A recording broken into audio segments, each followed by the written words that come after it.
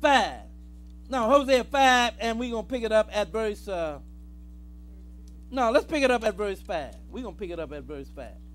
Then we're going to skip down to verse 13. Go ahead and read it. And the pride of Israel does testify to his face. Therefore shall Israel and Ephraim fall in their iniquity. Judah also shall fall with them. Now, let's take care of all of them. You know, the 10 tribes, the 2 tribes, all of them. Go ahead and read on. They shall go with their flock and with their herds to seek the Lord. Now, they're going to go with their flock and with their herds to seek the Lord. Go ahead and read on. But they shall not find him. But they ain't going to find him. Go ahead and read. He hath withdrawn himself from them. Now, the Lord hath withdrawn himself. Then the Lord said that, you know, he was going to remove himself from Israel. There's no understanding in him. He's going to remove himself from them. Now, he said, now they're going to go and seek the Lord. They shall not find him because he hath withdrawn himself. Now, skip down to verse 13. Go ahead and read it. When Ephraim saw his sickness and Judah saw his wound, then went Ephraim to the Assyrian and sent to King Jared. Go ahead. Yet could he not heal you. Now, this was the 10 tribes here, and he's dealing with when the Assyrians took them out.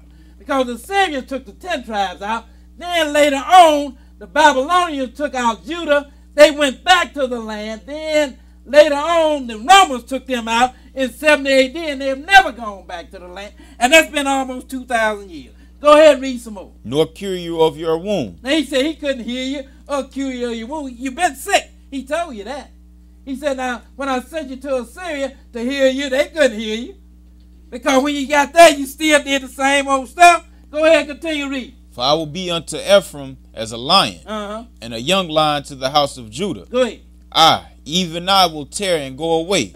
I will take away, and none shall rescue them. Now he said, I'm going to tear, and I'm going to go away, and none ain't going to... Then he said about Moses in Deuteronomy chapter 32, there's nobody that can save you when I scatter you among these nations. So the Lord said, I'm going to tear, and I'm going to go away, and nobody ain't going to rescue you.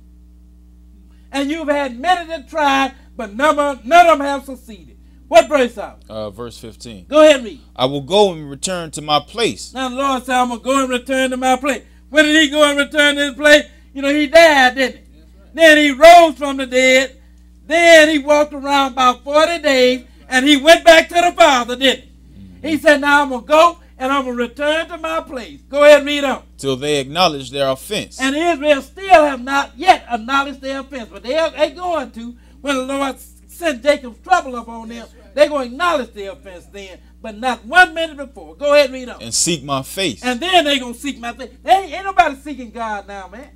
Not unless they're in trouble. That's the only time Israel seek God is when they're in trouble.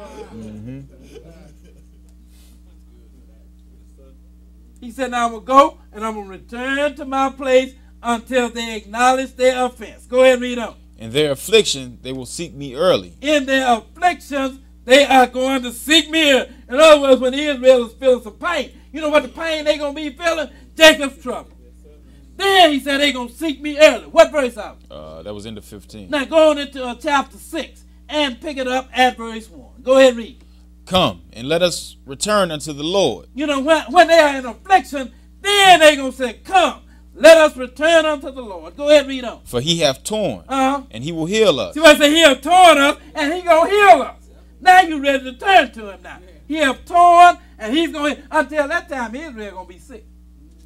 The Lord, he referred to it as dead and bringing them up out of the grave, didn't he? So now he said, at that time, Israel going to be sick. You know, he said, return, let us return unto the Lord, for he hath torn, and he will heal us. Go ahead and read on. He hath smitten, and he will bind us up. He hath smitten, and he will bind. Then he go back to his place. When did he go back to his place? Almost 2,000 years ago, right? Or 2 days. Go ahead and read on.